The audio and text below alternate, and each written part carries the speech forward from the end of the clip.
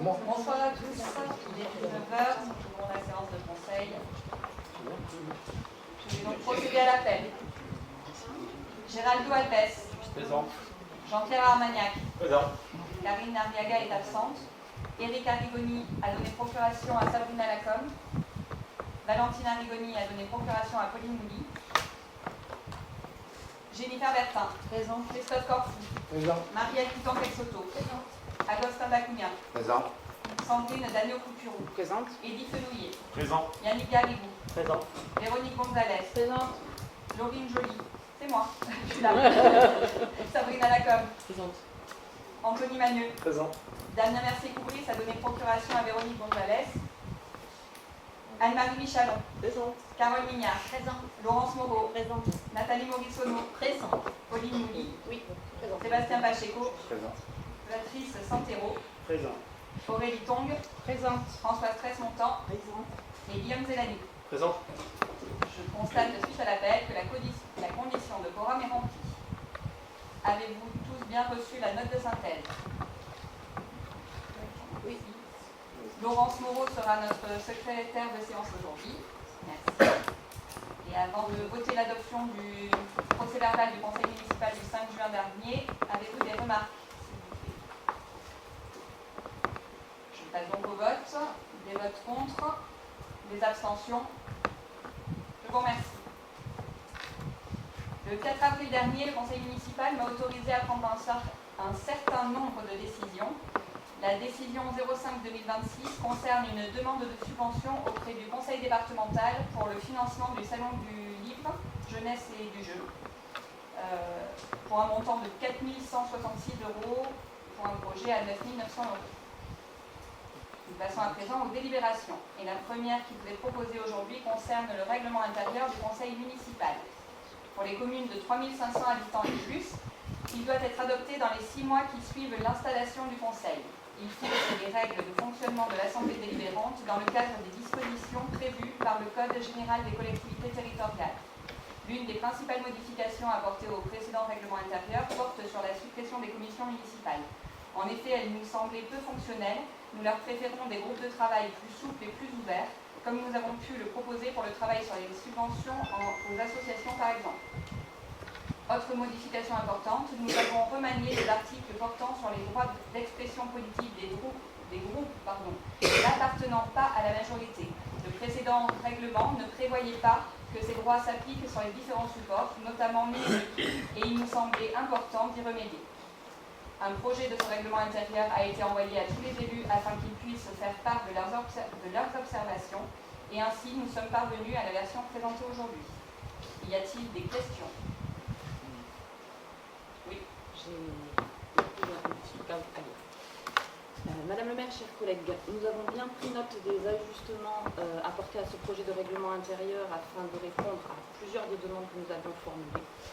Je souhaite également rappeler que la réunion organisée il y a quelques semaines au sujet des subventions aux associations s'était déroulée dans un climat serein et constructif.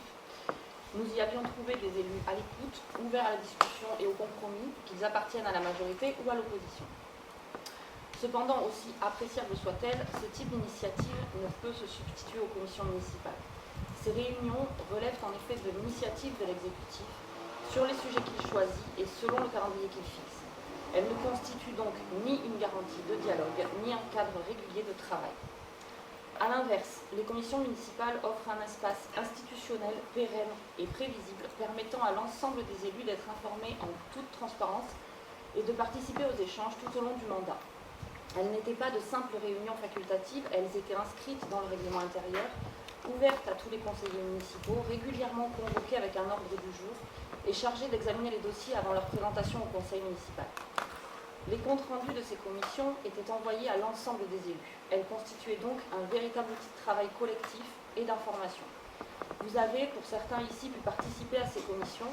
Madame Gonzalez, par exemple, alors élue d'opposition, était particulièrement assidue et présente. C'est précisément ce cadre structuré et transparent qui disparaît aujourd'hui et c'est pourquoi nous en sommes particulièrement déçus. Vous avez, par le passé, exprimé des critiques sur le fonctionnement, les horaires des commissions qui avaient pourtant le mérite d'exister. Les horaires avaient été adaptés et il y avait la possibilité d'accueillir tous les élus d'opposition s'ils le souhaitaient. Vos remarques pouvaient toutefois nourrir une réflexion utile. Mais aujourd'hui, alors qu'une amélioration du dispositif était possible, le choix proposé n'est pas celui de la réforme, mais celui de la suppression pure et simple. Pourtant, même imparfaites, les commissions demeurent un espace essentiel d'information, d'échange et de concertation. Elles permettent à l'ensemble des élus de mieux appréhender les dossiers, de poser des questions et de relayer les préoccupations des habitants qu'ils représentent. Les supprimer revient à réduire les possibilités de dialogue en amont des décisions. Or, les élus de l'opposition ne sont pas de simples spectateurs, ils ont été élus par plus d'1 millier de nos concitoyens et doivent, à ce titre, être pleinement associés aux débats municipaux. Nous regrettons également que certains élus de la majorité, qui expriment régulièrement, en dehors de cette enceinte, leur attachement à un dialogue constructif entre les groupes, s'apprêtent aujourd'hui à soutenir une délibération qui le réduit considérablement. Il est difficile de défendre davantage d'échanges tout en supprimant l'un des principaux outils institutionnels qui les permettent. Pour toutes ces raisons, malgré les avancées obtenues sur d'autres points du règlement intérieur, nous considérons que la suppression des commissions constitue un recul important pour le fonctionnement démocratique du conseil municipal. C'est pourquoi nous voterons contre cette délibération. Je vous remercie. J'en prends note et je vais vous permettre une brève réponse. J'apprécie que vous ayez ce point de vue ce soir, mais je trouve dommage, alors que justement nous avons ouvert au dialogue ce règlement intérieur, qui vous a été envoyé pour travailler dessus et qu'on a tenu compte des remarques qui nous ont été faites, qu'à ce moment-là, aucune remarque n'était faite sur l'absence de commission. Pour avoir expérimenté les commissions, ce n'était que des chambres d'enregistrement. Et en plus, dire que c'était ouvert à tous les élus est faux, puisqu'il a fallu déjà faire un procès pour obtenir les places qui étaient réglementairement attribuées à l'opposition. Le principe qu'on a décidé d'adopter, c'est, comme je l'ai dit, des groupes de travail plus souples, mais donc aussi plus ouverts. Alors certes, il n'y a pas le cadre que vous appréciez visiblement dans les commissions municipales, qui passent des commissions facultatives. Toutes les commissions obligatoires sont bien évidemment maintenues. Donc vous appréciez peut-être ce cadre, mais parce que vous positionnez encore en opposition. Et je pense qu'on a déjà montré, en peu de temps, qu'on était ouvert au dialogue et que la minorité et la majorité pouvaient travailler ensemble. Quoi qu'il en soit, j'ai entendu vos arguments. Avez-vous d'autres questions? Je vous remercie, on passe au vote. Les votes contre? 6 votes contre. Les abstentions? Je vous remercie. Passons à présent à l'approbation du règlement budgétaire et financier. Celui-ci intervient avant le vote de la première délibération budgétaire qui suit le renouvellement de l'Assemblée. Il peut néanmoins être révisé à tout moment au cours de la mandature par un nouveau vote de l'Assemblée délibérante. Considérant le renouvellement de l'Assemblée délibérante, je vous propose d'adopter le règlement budgétaire et financier suivant le projet que Véronique Gonzalez, adjointe déléguée aux finances, va vous présenter. Alors, dans le cadre de la mise en œuvre de la nomenclature comptable M57, les collectivités sont tenues de se doter d'un règlement budgétaire et financier, le RBF. Ce document constitue le cadre de référence de la gestion financière de la commune. Son objectif, il est de formaliser les règles et procédures budgétaires de la commune, garantir la transparence et la sécurité juridique des opérations financières, harmoniser les pratiques des services municipaux, préciser les modalités de gestion des autorisations de programme AP et des autorisations d'engagement AE et des crédits de paiement CP, définir les modalités d'information du conseil municipal sur le suivi des engagements pluriannuels. Le règlement rappelle également les grands principes de la comptabilité publique, l'annualité, unité, universalité et spécialité budgétaire, l'équilibre réel et sincérité du budget, séparation des fonctions entre l'ordonnateur, le maire et le comptable public. Il décrit ensuite le cycle budgétaire de la commune, le rapport d'orientation budgétaire, le budget primitif, les décisions modificatives, le budget supplémentaire ainsi que le futur compte financier unique voté pour la première en 2027 pour la comptabilité 2026. Le document précise enfin les règles d'exécution des dépenses et des recettes, les opérations de fin d'exercice ainsi que les modalités de gestion des investissements pluriannuels au travers des APCP et des AECP. Cette délibération n'a pas d'incidence financière directe, elle vise à doter la commune d'un cadre de gestion conforme aux exigences réglementaires de la AM57 et à renforcer la lisibilité et la sécurisation des procédures budgétaires. Il est donc proposé au conseil municipal d'approuver le règlement budgétaire et financier de la commune de Castelnau. Juste pour information et pour vous expliquer la différence entre le compte administratif que l'on a actuellement et le CFE qui sera prochainement. Jusqu'à présent, donc, la commune présentait deux documents de fin d'exercice. C'est-à-dire que le compte administratif, le CA, établi par la commune, qui retrace l'exécution du budget, et le compte de gestion établi par le... D'un côté, donc vous avez le compte administratif, et de l'autre, le compte de gestion établi par le comptable public, qui retrace les mêmes opérations selon la comptabilité de l'État. Et les deux devaient être en concordance. Maintenant, à partir de 2027, pour les comptes de 2026, ça sera le compte financier unique. Celui-ci remplace donc ces deux documents par un seul document, élaboré conjointement par la commune et le comptable public. Il offre une vision plus claire, plus lisible et simple, et simplifie la présentation des résultats financiers de l'exercice tout en conservant les mêmes garanties de contrôle et de transparence. Merci. Avez-vous des questions? Nous passons au vote. Des votes contre? Des abstentions? Je vous remercie. La délibération suivante concerne l'évolution de notre tableau des effectifs.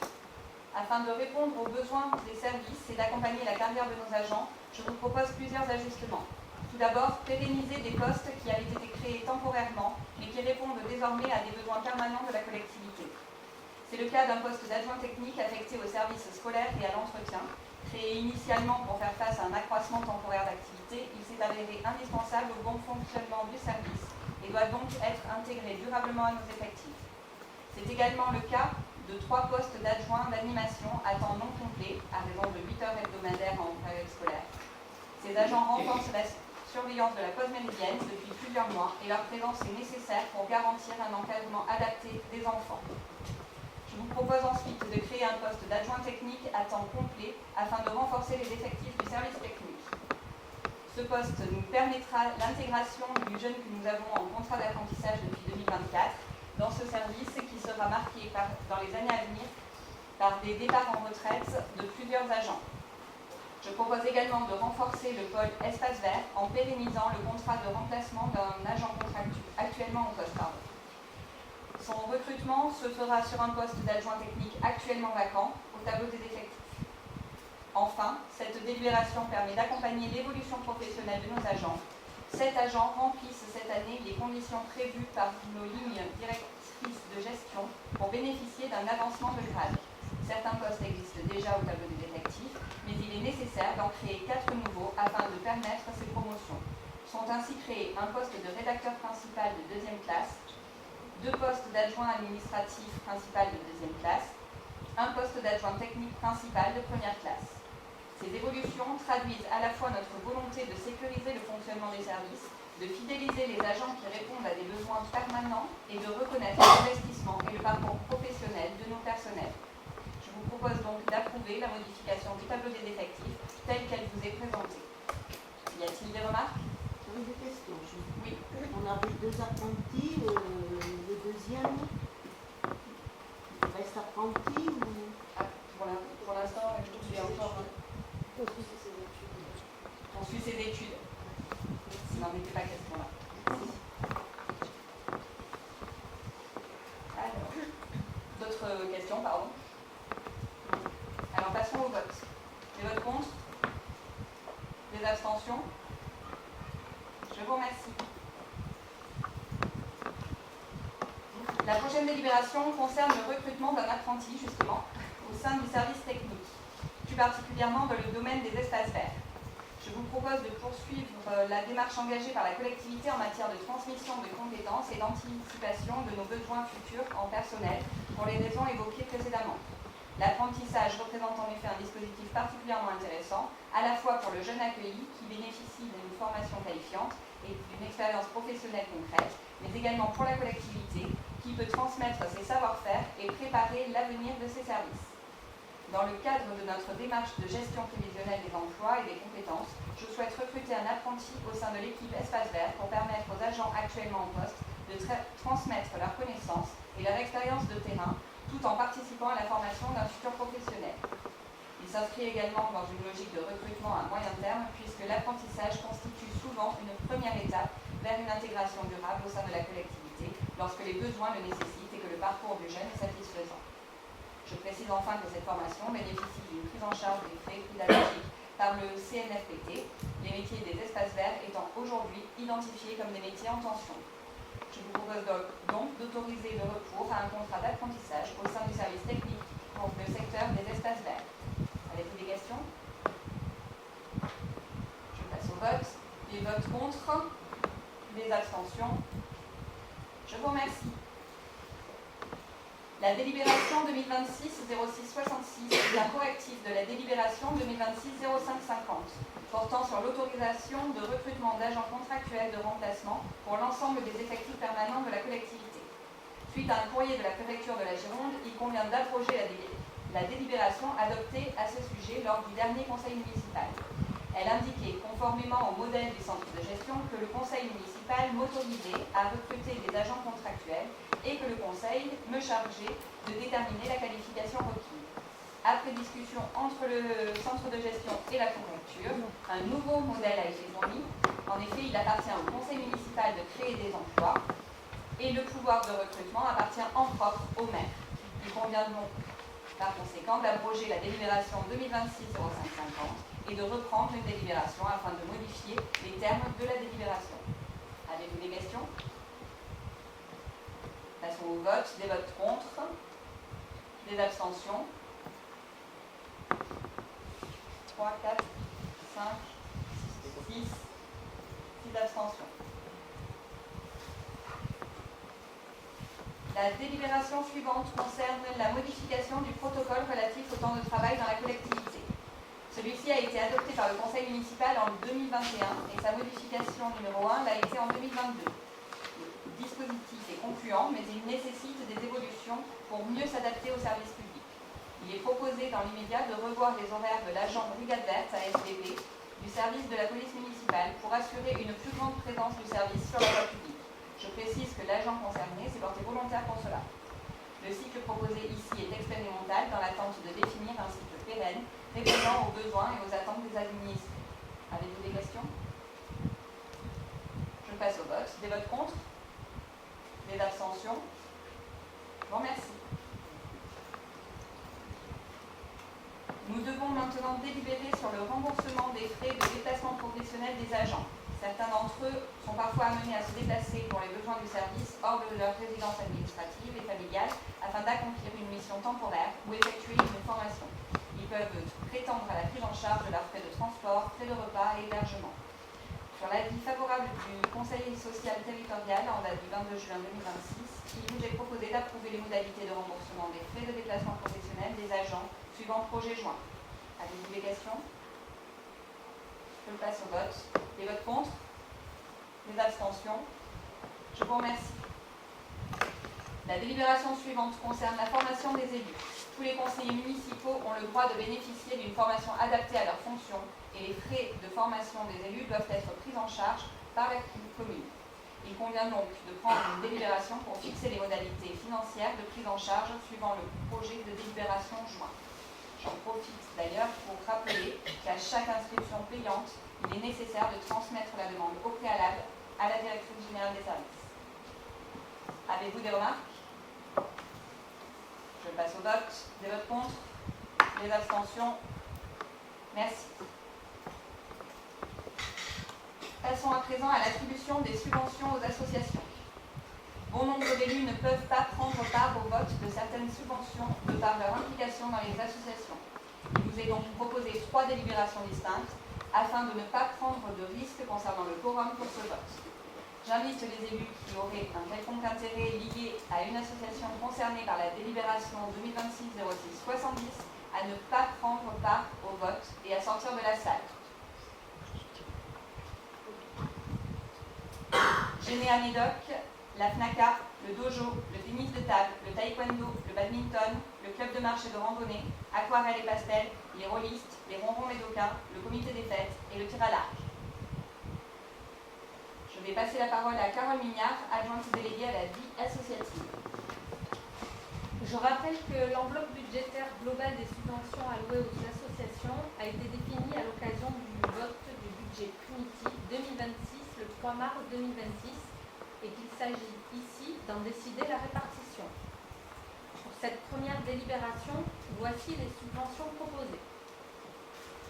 Généa Médoc, 100 €. La FNACA, 300 €. Le dojo, le judo, 4 000 €. Le tennis de table, 2 000 €. Le taekwondo, 600 €. Le badminton, 2 500 €.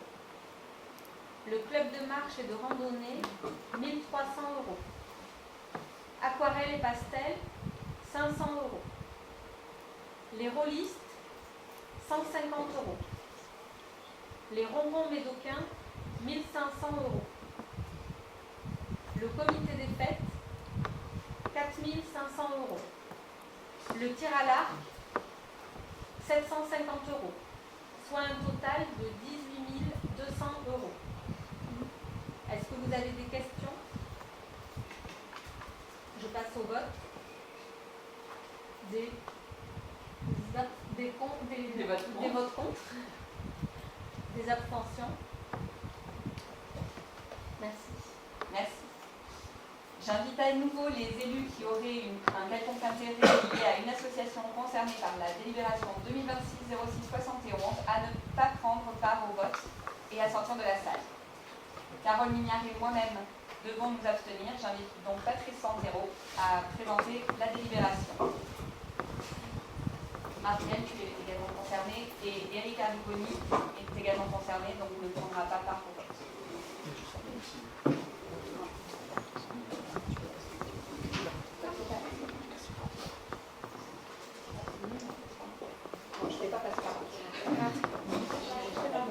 Merci Madame la maire. Donc je vous propose les subventions suivantes. Pour la DFCI, 500 €. Pour l'ISCAL tiers-lieu, 3 250 €. Pour les médailles militaires, 200 €. Pour l'UNC Médulien, 300 €. Pour Sport Détente Castelnaudet, 4 000 €. Pour L-Danse, 1 000 €. Pour le Tennis Club La Médulienne, 2 000 €. Pour le football à Castelnau, 3 000 €. Pour le comité de jumelage, 1 000 €. Et pour la SCAPA, qui fera l'objet d'une convention spécifique, 30 000 €. Ce qui fait pour cette partie 45 250 €. Avez-vous des questions? Je vais le passer au vote. Qui vote contre? Qui s'abstient? Merci. Vous demandez à...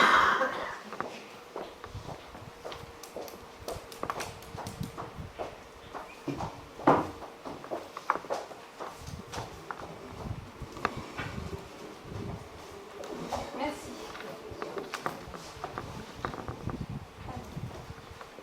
À nouveau, les élus qui auraient un quelconque intérêt lié à une association concernée par la délibération 2026-06-72 sont invités à ne pas prendre part au vote et à sortir de la salle. Ça concerne Edith Fenouillet, Patrice Santero, Madame Fraisse-Montant et Valentine Arrigoni.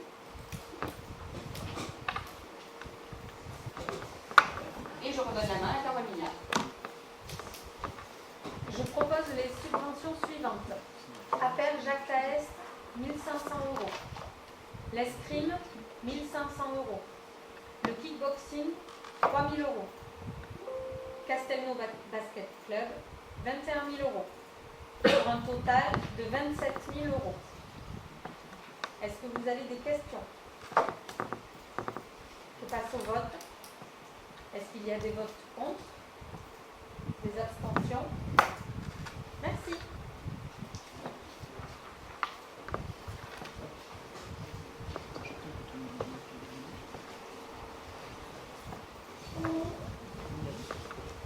Merci à tous. La délibération 2026.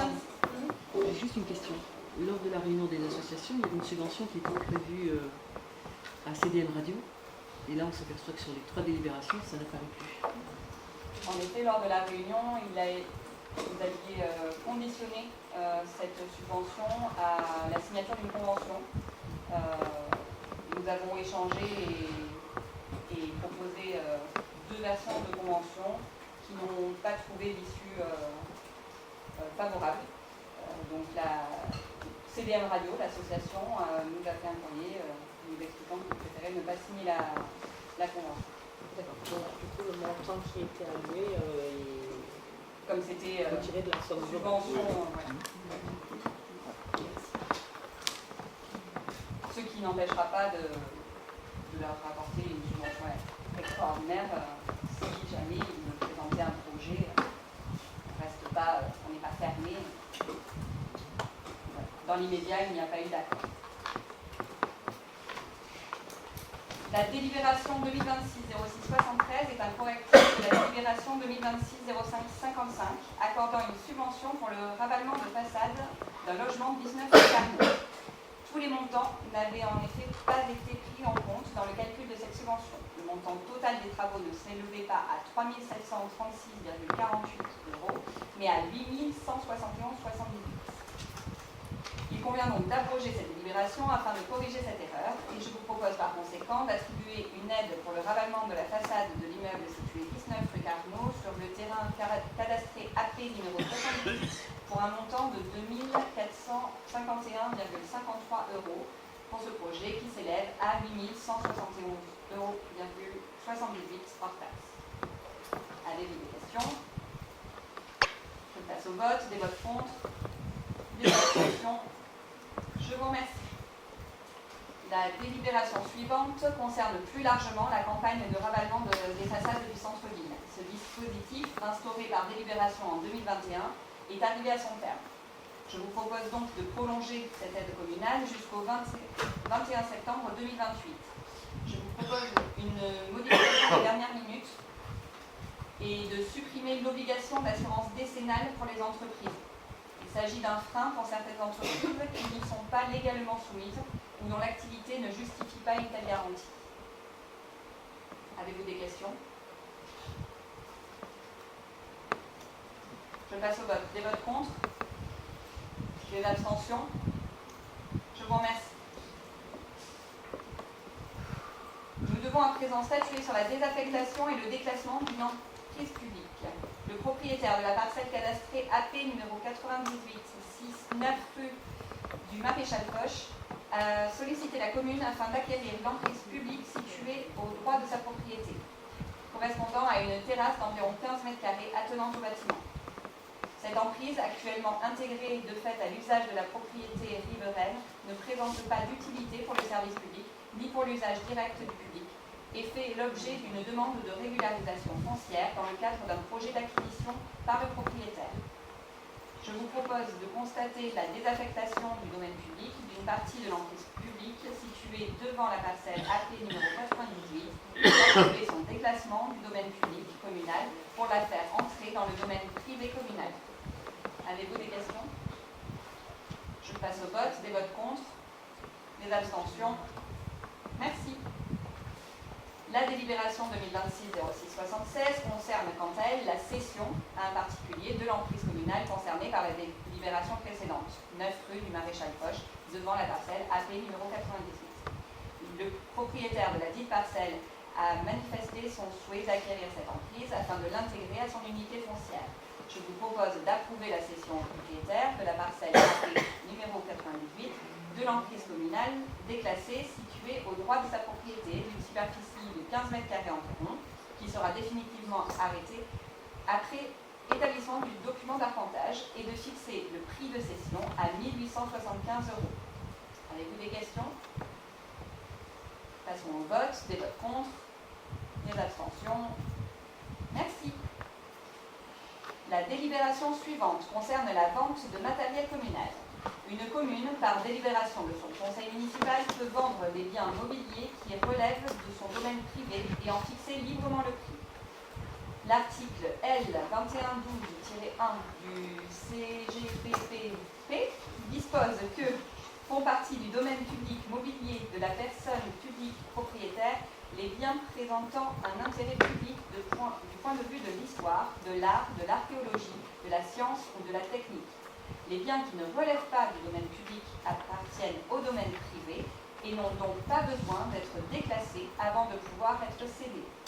La collectivité est propriétaire d'une armoire froide négative dont elle n'a pas l'utilité.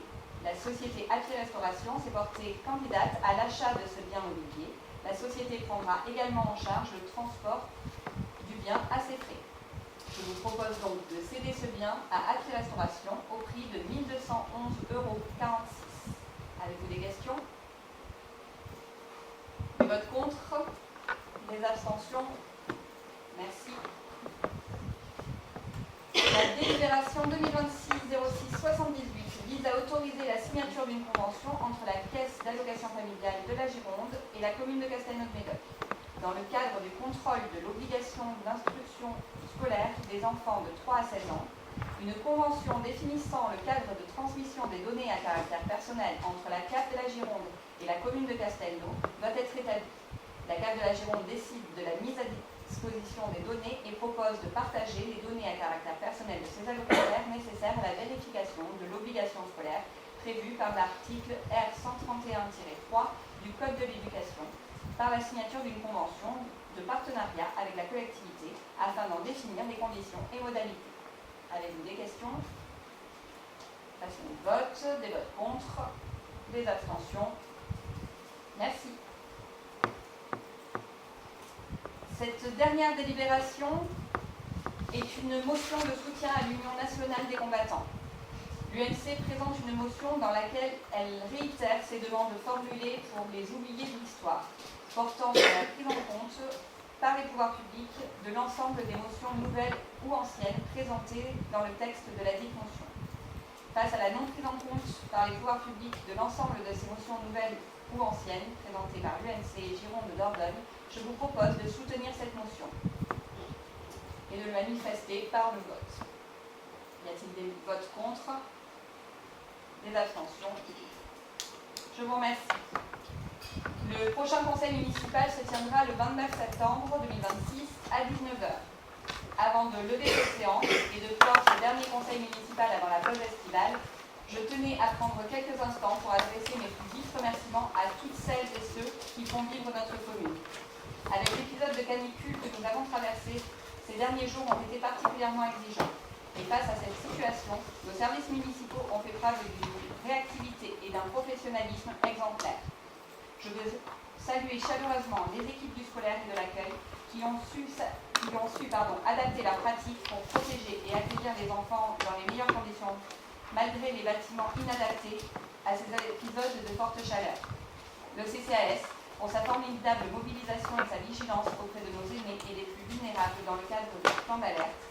La police municipale pour sa présence constante et rassurante sur le terrain.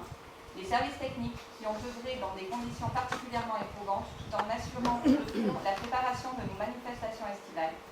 Les services administratifs pour leur soutien logistique et leur parfaite coordination.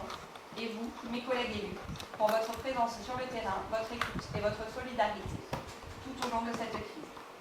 Cet engagement collectif au service de nos habitants est une force pour notre commune. L'été est là et avec lui le temps d'un repos bien mérité. Je vous souhaite donc à toutes et à tous, agents, élus et habitants de notre commune, d'excellentes vacances. Sachez que même si la mairie adopte un rythme estival, le service public ne s'arrête pas. Les élus et les services resteront pleinement mobilisés et présents tout au long de l'été pour assurer la continuité des dossiers et faire face aux moindres problèmes. Merci encore à tous pour votre investissement au quotidien. Bel été et rendez-vous à la rentrée. La séance est levée à 19 h 34. Merci à tous.